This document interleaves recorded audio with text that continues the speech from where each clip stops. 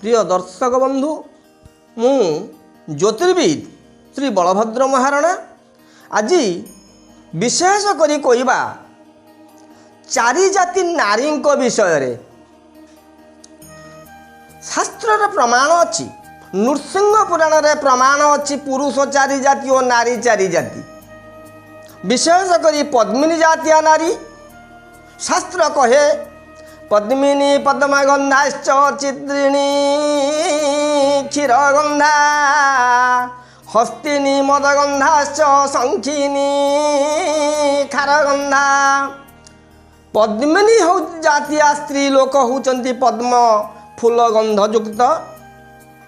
चित्रिणी जातिया स्त्री होचंती क्षीरगंध।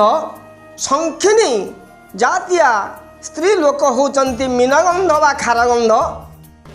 हस्तिनी जातिया नारी होचंती मदगंध।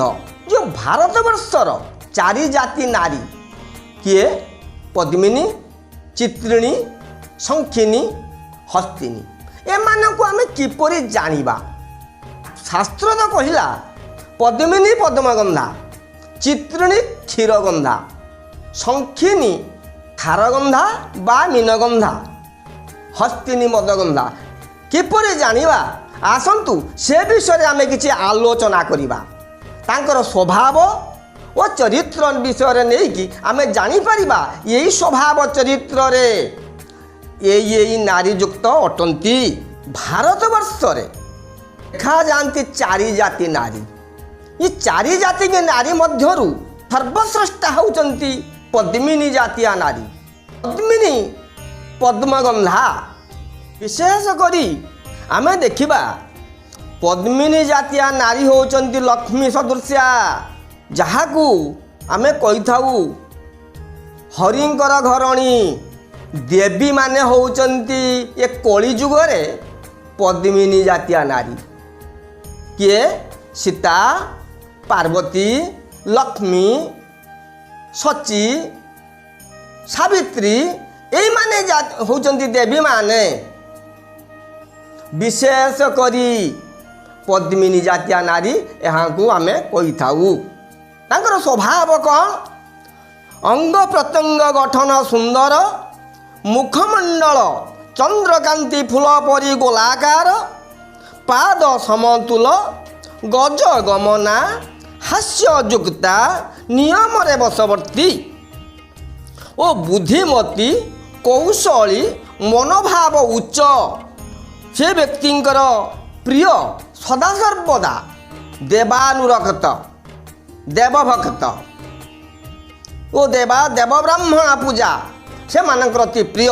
ଏହା छड़ा अल्प आहार अल्प चिंता अल्प मैथुन प्रिय कंठस्वर कोकिल परी पद्मगंधा युक्त मौनामलनी सर्वगुण श्रेष्ठ लक्ष्मी स्वरूपा सर्वगुण संपूर्णा 100 को 100 भाग। चित्रिणी नारी कर स्वभाव चित्रिणी नारी किपरि जानिबा आमे। विशेष करी चित्रिणी जातिया नारी सर्वगठन समतुल मुखमंडल चौक पाद सुगठित हंस गमना सर्व कार्य शुचिमती बुद्धि विवेक विनय वचन अतिथि सेवाकारी दया और क्षमाशीला समदंत क्षीरगंधा देव ब्राह्मण पूजारे आग्रही सर्वगुण संपूर्णा किंतु 75 भाग। चित्रिणी जातिया नारी ये भारतवर्षर विशेष करी 30 भाग देखा जानती। दर्शक बंधु आमे वर्तमान शंखिनी नारी जाति विषय आमे किछि वर्णना करिबा। शंखिनी जाति नारी व्यक्ति विशेषंकर देहर आकृति मध्यम मुखमंडल सरु अंटा सरु पाद पतला पिचा छोट आहार निद्रा मैथुन अत्यधिक मीनगंधा बा खारगंधा। यह छड़ा ये माने विशेष करी नृत्य गीत रे प्रिय भोजन रे मत्स्य मांस प्रिय ଉଚ୍ଚହାସ୍ୟ କଥା ପ୍ରିୟ ଭୋଗ ବିଳାସରେ ପ୍ରିୟ।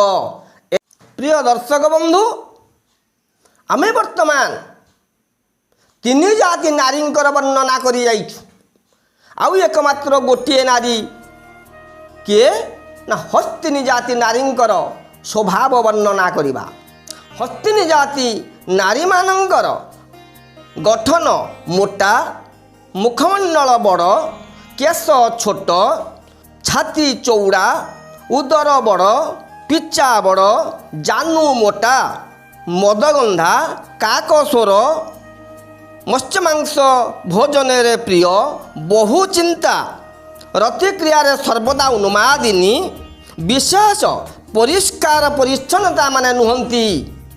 ଏହି ବ୍ୟକ୍ତି ବିଶେଷଙ୍କୁ ଆମେ ଜାଣିଥାଉ ହସ୍ତିନୀ ନାରୀ।